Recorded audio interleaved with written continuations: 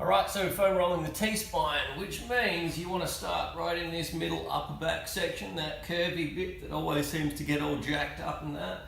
And there's a few different ways you can do it.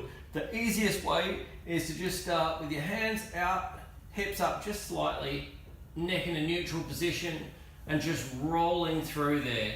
You may get some crunching sounds. That's not a bad thing, especially if it's your spine just coming back to where it should sit. That's always good. From here, another thing you can do is cross hands over to opposite shoulders and point the elbows at the sky. From here, now what we can do is lean over to one side, work on that one shoulder blade, open that up a little bit, roll over the other side, open that up a little bit, and same thing, you can extend out through that way. Another way that I really like is hands just laced and underneath your neck, not really putting too much pressure on, but just giving it some support. And starting kind of low, take a deep breath in, open up,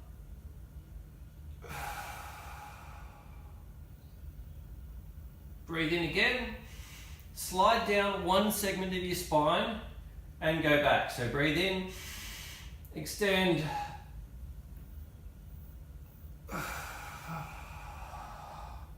slide down one more, and continue through that fashion.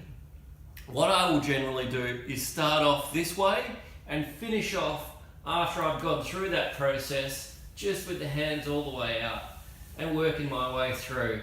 I like to spend a minute or two, sometimes a little bit more, but generally it's only a minute or two just opening this area up with the hips low.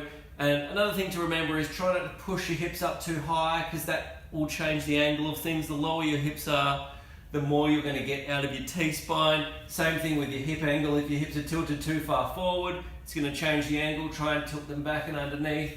And again, that'll help to open things up. Give it a go. Let me know how you go.